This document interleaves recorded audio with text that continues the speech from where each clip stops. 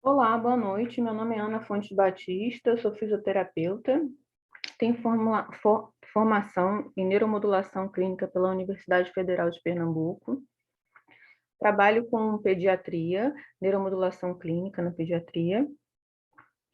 Agradeço o convite da Abrafim, da professora Cátia Monte Silva, Solange Canavarro. É uma honra para mim poder compartilhar um pouco da minha prática clínica aqui com vocês. Nós recebemos algumas perguntas, eu vou responder as perguntas para vocês e espero suprir as expectativas, que eu sei que são muitas. Vamos lá. Fisioterapeuta pode aplicar a técnica? Em caso positivo, que curso fazer? Sim, fisioterapeuta pode aplicar a técnica. Inclusive, os fisioterapeutas estão muito atuantes na pesquisa, tá? No dia 29 de agosto de 2014, foi normatizado o Acórdão 378 do COFITO, que normatiza o uso das técnicas de neuromodulação não invasivas no exercício da fisioterapia. Existe alguns cursos de formação, né, neuromodulação clínica. Esses cursos ele tem um mínimo de horas. Depois de cumpridas essas horas, você pega seu certificado, leva no CREFIT ou no seu órgão, dá entrada no apostilamento. Após receber o apostilamento, você já pode exercer a neuromodulação clínica. O que é TMS? TMS é uma estimulação transcraniana não invasiva que utiliza o campo magnético para estimular regiões superficiais do cérebro através do escalpo intacto, interferindo na atividade cerebral. A TMS, ela pode fazer avaliação, pode fazer tratamento, depende da forma que ela for aplicada, tá bom? Essa é a TMS que eu trabalho. Aqui nós estamos fazendo uma aplicação numa criança com uma terapia associada, né? Nesse caso é a fono, que está trabalhando comigo. Eu trabalho com a bobina circular. A bobina circular, ela tem menor foco, mas ela tem maior profundidade que a bobina em 8, que é usada normalmente. Só que a bobina circular, ela tem ainda mais profundidade tem mais focalidade que o TDCS. No caso da criança, que mexe muito com a cabeça, levanta, senta, né? Não consegue ficar o tempo parada ali para fazer o estímulo, a bobina circular é ideal para nós. Porque, por exemplo, a bobina em 8, ela tem que estar a 45 graus, né? Se ela não tiver a 45 graus, nós não temos a atividade desejada. Vocês podem observar aqui, né? A bobina circular, não importa se ela está a 0 grau, 45, 90 graus, 135 graus, enfim, 180, 270 graus, a criança tira a cabeça e quando a criança volta ou quando a criança se mexe, eu volto para o mesmo alvo e continuo a estimular. Eu não preciso procurar aquele alvo novamente, entendeu? Por isso que é importante essa bobina, nós usamos essa bobina. A bobina, ela gera um campo magnético que, em contato com o tecido cerebral, gera um campo elétrico. Esse campo elétrico, ele, dependendo da intensidade, ele gera uma despolarização neuronal. Não é não é todo o campo elétrico que vai gerar uma despolarização das células, tá? Depende da intensidade, porque essa célula não vai ser despolarizada em qualquer intensidade. Mas a submissão a esse campo de uma forma frequente pode interferir na atividade dessa célula, interferindo assim no seu funcionamento, tá bom? Se colocarmos a bobina na região do córtex motor, dependendo da intensidade, nós conseguiríamos visualizar uma contração muscular. O nosso processo, né, começa pela avaliação. A criança que vem para a gente, ela já atingiu um platô, ela já fez várias terapias e atingiu um platô nessas terapias. Ela passa por uma avaliação multidisciplinar, fisioterapeuta, terapeuta ocupacional, psicopedagoga, fonoaudióloga. Nós fazemos uma anamnese, exame clínico, junto com os exames complementares, né? E achamos o hotspot dessa criança. Essa avaliação ela é feita com pulso simples, né? E o tratamento é feito com pulso repetitivo. Depois dessa avaliação, nós vamos verificar o local a ser estimulado nessa criança, né? O nosso objetivo, quais são os objetivos a serem alcançados e qual a definição da terapia associada com a equipe multidisciplinar. Esse protocolo terapêutico, ele é feito com toda a equipe integrada, desde da primeira terapia até a última terapia que a criança faz no dia, as terapeutas estão integradas com esse protocolo, todo mundo trabalhando junto para o mesmo objetivo. Geralmente, a neuromodulação é o primeiro atendimento da criança, geralmente é o primeiro atendimento do dia, junto com a terapia associada, de acordo com o objetivo. Depois, essa criança passa para a terapia seguinte, essa terapia seguinte, vamos supor que seja terapia ocupacional, a criança continua na terapia ocupacional, trabalhando aquele objetivo fechado na neuromodulação, no protocolo de neuromodulação. Então, ocorre o protocolo terapêutico. Depois do protocolo, nós fazemos um pré-teste, alguns pré-testes, né? Esse pré-teste tem algumas escalas e tem também vídeos, fotos. Fazemos o protocolo da neuromodulação e depois fazemos os pós-testes, que são iguais ao pré-testes, e damos o feedback para a família. A segurança é algo muito importante na neuromodulação e especialmente com o TMS, né? Os pais, quando a gente vai falar de neuromodulação, de estimulação magnética, os pais ficam logo apavorados, vão ao Google e pesquisam, porque o meu filho vai ter crise convulsiva, como é que vai ser isso? Tem crise, não tem crise? Existe a possibilidade? Sim, existe a possibilidade. Existe a possibilidade. Nós trabalhamos eu trabalho com profissionais qualificados, né? É importante que esses profissionais sejam altamente qualificados. É importante que os profissionais estejam de acordo com as normas de segurança para que evitemos qualquer efeito indesejado. Tá bom? Vou falar um pouco dos casos clínicos. Eu selecionei 3 casos para falar para vocês.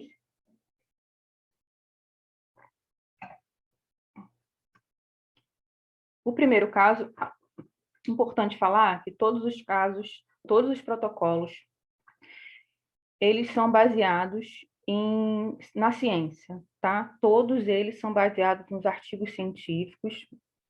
Nós não fazemos nada, nenhum protocolo sem referência.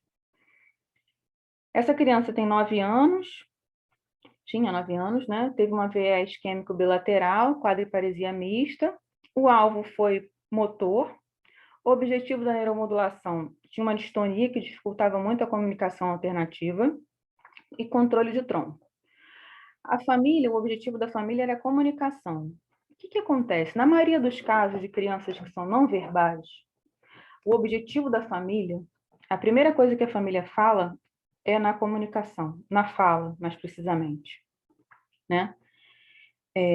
O período pré-teste, ele não se mantém sentado sem apoio, não se mantém de pé sem apoio. Período imediato após TMS, se mantém sentado por mais de 1 minuto, se mantém de pé no espaldar por mais de 1 minuto, levantando sozinho. A alimentação, que demorava muito, o familiar relata que chegava a 2 horas cada refeição, né? Demorava 2 horas para alimentar a criança em cada refeição. Chegou a ser feita a alimentação em 20 minutos e houve uma redução grande de espasticidade. 2 meses após o fim do TMS, as evoluções se mantiveram. A impressão da família foi que a criança evoluiu motoramente, emitiu alguns sons que não ematia, se mostra muito atento e a comunicação alternativa evoluiu bastante. A alimentação está um pouco mais lenta, mas não como antes. uma coisa interessante que essa criança, né, e na maioria das crianças que nós estimulamos a área motora, a criança tem um desenvolvimento grande cognitivo também. Isso é muito interessante. Foi o caso dessa criança. Segundo caso, é uma criança com 10 anos, paralisia cerebral também, deficiência primária quadriparesia mista. O protocolo-alvo foi motor, objetivo, se manter de pé sozinho no espaldar. Novamente, o que eu falei para vocês, o objetivo da família é a comunicação. Período pré-TMS, não se mantém sentado ou sem apoio, negligencia muito o membro superior esquerdo, não se interessa pelas atividades. Essa criança só se interessava por uma única atividade no iPad. O período imediato pós-TMS, levanta sozinho apoiando as mãos, se mantém no espaldar em pé por mais de 2 minutos. O membro superior esquerdo faz pegada e leva o objeto ao local sugerido. Está mais atento e participativo. Essa família relata que essa criança está muito mais atenta e participativa, que é como se fosse uma outra criança, a família relata. Após os 2 meses, o fim do TMS manteve as evoluções, em alguns casos está mais impositivo. Em alguns momentos, essa criança demonstra-se mais geniosa, digamos assim, com mais vontade, sabe? Essa criança demonstra claramente quando quer fazer uma atividade, quando não quer fazer uma atividade, quando algo a desagrada. Isso não acontecia anteriormente. A impressão da família é que, o que eu havia dito, que tem outra criança em cada vez mais participativa, atento às atividades propostas. Essa é uma outra criança que nós trabalhamos com o alvo motor, e a criança teve um desenvolvimento enorme cognitivo. Vamos agora para mais um caso. Esse é um caso de paralisia cerebral e TEA, a criança com 14 anos, deficiência primária quadriparesia mais acentuada em dímide esquerdo. Dessa vez o alvo foi cognitivo. O objetivo da neuromodulação foi atenção e interação. O objetivo da família, interagir mais com a família. Período pré-teste, pouca interação familiar, passa o dia no iPad, essa criança passava o dia inteiro no iPad. Período imediato após TMS, maior participação da família nas atividades, se veste, come, vai à geladeira, escolhe sua bebida. Aumento do foco, cumprimenta as pessoas ao chegar, estende a mão, manteve o hiperfoco no iPad, porém consegue assistir uma música inteira, consegue assistir um vídeo inteiro. Não ficava naquela estereotipia de voltar o vídeo toda hora. Só que tem um porém nesse caso. Essa criança, ela recebeu em casa uma terapeuta. Essa criança ficava o dia inteiro no iPad e tinha poucos estímulos familiares. Então, nós colocamos uma terapeuta em casa, 3 horas por dia, essa terapeuta estimulando ele para fazer as atividades da vida diária, e ele passou a se vestir, comer, fazer as atividades, ir ao banheiro sozinho, se trocar, vai à rua, escolhe uma bebida na geladeira, enfim. 2 meses após o TMS, se manteve essa evolução, só que o que aconteceu? A terapeuta saiu da casa e a família parou de estimular novamente, então a família não observou diferença, tá? Agora, mais uma pergunta. O uso da TMS no TEA, é o que eu falei agora há pouco, um pouquinho, né? O uso da TMS no TEA, o TEA a gente tem bastante TEA, né? A gente faz bastante TMS em TEA. O TEA tem um protocolo individualizado, é um protocolo menor que o protocolo geralmente usado nas outras condições, como paralisia cerebral, como síndrome de Down, entre outras. O TEA, eu faço um diário com a mãe, todo dia a gente conversa e ela me passa a rotina toda da criança. A experiência que eu tenho com TEA, eu tenho diminuição das estereotipias, aumento da interação, em alguns casos, a verbalização, a melhora na fluidez da fala. Agora, tem também alguns casos de irritabilidade, aumento da irritabilidade. Quando ocorre isso, eu tenho esse caso de aumento da irritabilidade, eu faço o quê? Eu espaço os atendimentos, espaço as sessões e vou acompanhando. Geralmente, o que acontece? Essa irritabilidade passa e essas evoluções permanecem, tá? Mas é importante, muito importante, acompanhar isso bem de perto. TMS é melhor que TDCS? Não. A meu ver, não. A meu ver, não. TMS, na TMS, nós fazemos a avaliação e o tratamento, né? Na TDCS, não. Depende do seu objetivo. Depende da idade da sua criança, depende, por exemplo, se você tem uma criança com TDAH, se você tem um TEA, se a criança é severa, se a criança é leve, se a criança vai conseguir ficar o tempo fazendo atividade, entendeu? Depende do seu objetivo, tá? Eu geralmente trabalho com crianças pequenas, com TDCS, e as maiorzinhas com TMS, mas não tem nenhum, é só uma preferência minha mesmo, tá bom? Vamos lá. Qual a idade das crianças que você trabalha? Eu trabalho com crianças desde o fechamento das fontanelas até crianças de 15, 16 anos.